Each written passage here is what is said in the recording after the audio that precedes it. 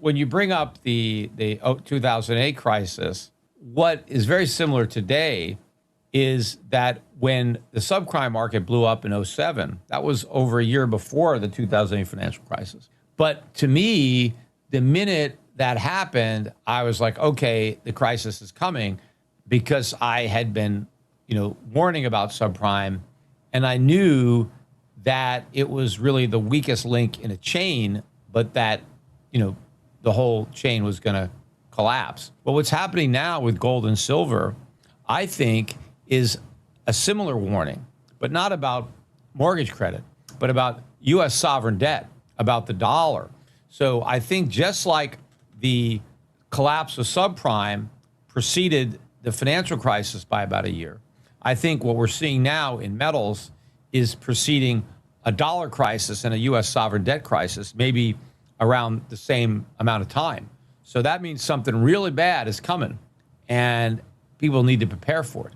And that's what gold and silver is telling you. Gold and silver continue sending a powerful message to financial markets, and many investors may be ignoring one of the biggest warnings in years. Rising precious metal prices are not simply a reflection of investor enthusiasm. They may be signaling deeper problems developing beneath the surface of the global economy.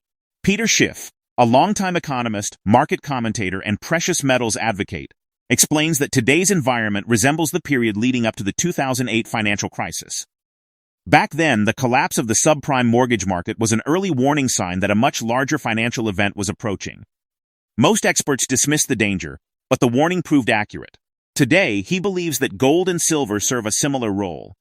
Instead of warning about mortgage debt, they may be warning about growing risks tied to the U.S. dollar, government debt, and the broader financial system. As investors, central banks, and institutions continue to accumulate precious metals, the market's message is increasingly difficult to ignore. If this interpretation is correct, the current rally in gold and silver could be only the beginning of a much larger move as confidence in traditional financial assets continues to weaken. We're about to dive into highlights from Peter Schiff's discussion. Before we begin, make sure to subscribe to the channel and enable notifications so you never miss our latest insights on gold, silver, the economy, and financial markets. Thank you for your support, and let's get started. When you bring up the 2008 crisis, what is very similar today is that when the subprime market blew up in '07, that was over a year before the 2008 financial crisis. But to me, the minute that happened, I was like, okay, the crisis is coming, because I had been, warning about subprime, and I knew that it was really the weakest link in a chain, but that, the whole chain was going to collapse. Most people in the industry, and of course, even at the Fed, like, Ben Bernanke, said, well, don't worry about it. It's just contained to subprime. It's not a big deal. It's not going to spill over into the overall mortgage market or the economy. And I knew that was wrong. I knew we were going to have a full-blown financial crisis, because I recognized the warning sign that I had been anticipating. Well, what's happening now with gold and silver, I think, is a similar warning, but not about mortgage credit, but about U.S. sovereign debt, about the dollar. So I think just like the collapse of subprime preceded the financial crisis by about a year, I think what we're seeing now in metals is preceding a dollar crisis and a U.S. sovereign debt crisis, maybe around the same amount of time. So that means something really bad is coming, and people need to prepare for it. And that's what gold and silver is telling you. I mean, if you're smart enough to understand it, just like if you were smart enough to understand what was going on in '07 when the subprime market fell apart, you weren't surprised by the financial crisis. You knew it was coming. But the same people that were clueless to that warning are clueless to the precious metals warning. They're just dismissing it. Maybe they call it a bubble, but they don't think there's anything significant there. Like maybe we should be worried. Maybe $4,600 gold, maybe $93 silver, maybe, just maybe, it's a sign that there's a problem, right? Because people are not rushing in to buy gold and silver because everything is great. I think that mining stocks right now represent an incredible value, even though they've basically tripled in the last year. And people would say, well, Peter, why are you telling me to buy gold mining stocks now? They've just tripled, right? Well, first of all, I didn't wait till now. I've been telling people to buy gold mining stocks from before they tripled, right? So it's not like I've just discovered them. But the price of gold and silver have also tripled. And you may think, well, okay, well, that makes sense. It doesn't make sense because a tripling in the price of gold and silver should have a much bigger impact on the price of mining stock. And I think it will. I think right now, Wall Street is kind of in disbelief. They don't really know what to make of this rise. They didn't anticipate it. They don't understand it. They think maybe it's a bubble. So they're not willing to ascribe the future income to these mining companies if they believe that this is just a bubble and that prices are going to come crashing down. But if you want to just think of it in simplistic terms, just to kind of understand the dynamic, let's say I'm a mining company and I mine gold, and I'm just making up prices. These are not real prices. But let's say I mine gold, and gold is $110 an ounce, and it costs me $100 to mine it. I make $10 on every ounce, so I have a $10 profit. Right? Let's say gold doubles from 100 to 200, and my costs in this analysis stay the same. Right now, they probably wouldn't stay the same; they might go up a bit. But let's say gold doubles, and my cost of mining it are held constant. Well, now I'm not making $10 an ounce; I'm making $110 an ounce. So the price of gold doubled, but my profits increased tenfold.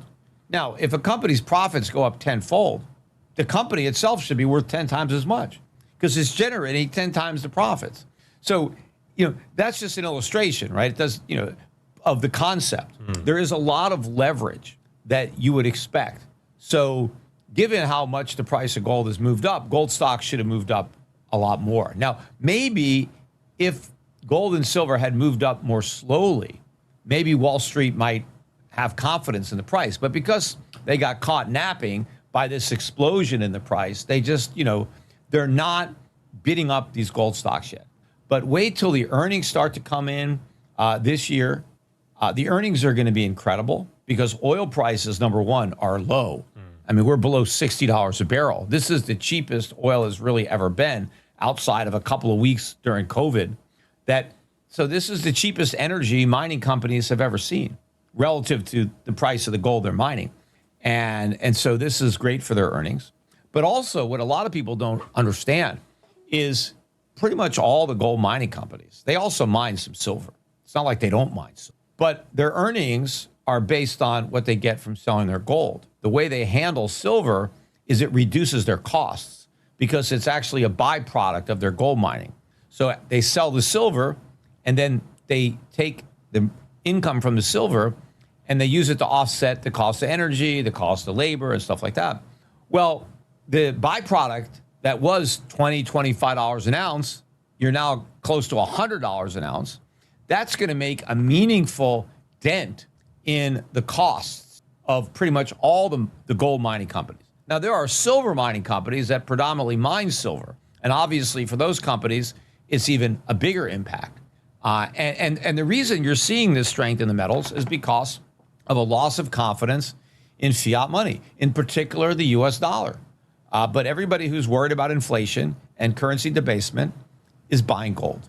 And it's not just speculators. The foreign central banks already decided that they want gold. They don't want to hold dollars. And now investors are waking up. That's where the demand for silver is coming from. It's probably coming more from individual and institutional investors. A major theme is that precious metals often move before the broader public recognizes a problem. Gold and silver tend to react to monetary stress, currency weakness, and growing concerns about government finances long before those issues dominate mainstream headlines. The argument is that investors are not aggressively buying gold because everything is healthy. Instead, they may be positioning themselves for economic uncertainty, inflationary pressures, or declining confidence in fiat currencies. The continued strength in metals is viewed as evidence that larger structural issues remain unresolved. Another important point involves mining stocks. Despite significant gains, many mining companies may still be undervalued relative to the increase in gold and silver prices. Because miners can experience substantial profit growth when metal prices rise, their earnings potential can expand much faster than the underlying commodities themselves. This creates a bullish outlook for the sector if precious metals continue their upward trend over the coming years. Let's get back to the interview. I'm not worried about the price of gold going down. I'm buying them because I think the price of gold is going to go up, right? So I want maximum exposure. But when all of a sudden all this gold mining is going on and nobody is hedging, right, that puts a lot more upward pressure on the prices because all the companies selling production forward, right, those are sales that could keep the prices down. So when you have, the big gold companies buying up companies that might have had to hedge, but now they're not going to hedge because they're not doing the exploration themselves. Barrick or Newmont or these big companies are financing it all out of their free cash flow. Yeah, and they may buy back some of their own stock too, or maybe they'll increase their dividends. But I think a lot of it is going to be buying out these smaller companies, big consolidation. So I think a lot of the companies that we own in our separately managed accounts and in our fund, I think in a few years, they will have been acquired by larger companies. Okay, that's and obviously at much higher prices than what we paid. Inflation is going to drive up and is driving up all metals prices. I mean, look at copper hit a record high got above $6 a pound. Look what happened to platinum this year. Platinum is up almost as much as silver. And that's because these metals are just kind of catching up to gold because they weren't going anywhere while gold kept going up all by itself. And so now they've caught up quickly. But no, oil is one of the few commodities that's still really cheap. And I've recently bought more energy stocks personally. I know we've increased our exposure in our strategies. I think agricultural commodities are just starting to break out too. I think you're going to see a big run there. In inflationary times, all those type of assets are what you want to own. And look, yes, I think the U.S. is headed for a severe recession, but I think the rest of the world, especially emerging markets, is headed for a real boom. Because I think that subsidizing the United States was a burden that the world had to bear, disproportionately the emerging markets. And I think when the world is relieved of that burden, they're going to see an economic boom. Because, I mean, the world has had to produce a lot of extra stuff for Americans to consume. And that has come at the expense of their own consumption. And a lot of what the world saves is loaned to America to basically be spent on consumption. And I believe the rest of the world will be better off trading less with the United States. And so what they end up doing is consuming more of what they produce and investing more of what they save productively in their own economies. So a bust in the US, but a boom many other places. And so that's where we want to concentrate our investments, where we can profit from that boom. And our funds, I think, are very well positioned in the companies that will benefit from the purchasing power that Americans lose. A lot of things right now that Americans can afford that a lot of other people can't. But when you readjust the exchange rates, all of a sudden, it's the Americans who can't afford those things, and they become affordable for other people, right? Because what's produced doesn't change, right? All the production is still there. What changes is who gets to consume, and it's whoever can bid the most. But that is a function of exchange rates. And when the dollar goes down and these emerging market currencies, Chinese yuan, goes way up, all of a sudden they outbid us. And so their standard of living goes up because they can consume more, and the American standard of living goes down. Well, the last time something like that happened was in the early 1980s. And the U.S. stock market was very cheap when the Dow was 700. I think the dividend yield was maybe 6 or 7%. The Dow and gold were about the same price. So obviously the Dow was very cheap. And, Paul Volcker came in and we bit the bullet. We had 20% interest rates. We had Ronald Reagan coming in. Government is the problem. Let's have a lot of reforms. So we had some major changes in the early 80s that made U.S. investments attractive again after having been a disaster for a decade. People made a lot of money in the Japanese stock market, commodities in the 1970s. They could have redeployed that into U.S. financial assets in the early 80s and made a lot of money. So it's possible that we can have the same type of confluence of events that would create a high degree of confidence at the same time where the valuations were good. And of course, when that's the case, most people will be selling the U.S. stock market. They'll be writing its obituaries. There'll be blood in the streets because things will be really bad. But if things are really bad because we've done the right thing, then you can recognize the opportunity there. Now, if things are really bad because we're still doing the wrong thing, then I don't want to, even look at U.S. stocks. So we have to kind of play it, as it unfolds, and, we want to keep an eye on things. We want to hope for the best, but I'm not going to prematurely, get back on the Titanic unless I know for sure it ain't sinking. The broader prediction is that the world may be approaching a major monetary and financial adjustment. If sovereign debt levels continue rising and governments rely on money creation to manage economic challenges, gold and silver could benefit substantially from the resulting loss of purchasing power in paper currencies. According to this view, the recent breakout in precious metals is not a temporary event or speculative bubble. Instead, it may represent an early stage of a much larger revaluation of hard assets. Investors who understand these signals could be positioning themselves ahead of a significant shift in global markets. The outlook for gold mining stocks is also tied closely to this thesis.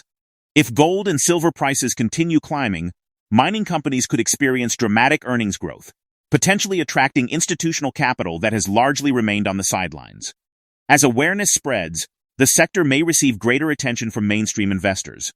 Ultimately, the message remains straightforward. Precious metals appear to be highlighting risks that many market participants still underestimate. Whether the warning proves as important as the signals seen before the 2008 crisis remains to be seen. But the possibility is difficult to dismiss. As uncertainty grows around debt, inflation, and the future of the dollar, gold and silver remain at the center of the conversation. What do you think about the outlook for gold, silver, inflation, and the broader economy discussed in this interview? Share your thoughts in the comments below. If you found this analysis valuable, please like this video, subscribe to the channel, and activate notifications for more content covering precious metals, market trends, investing strategies, and economic forecasts. Thanks for watching, and we'll see you in the next video.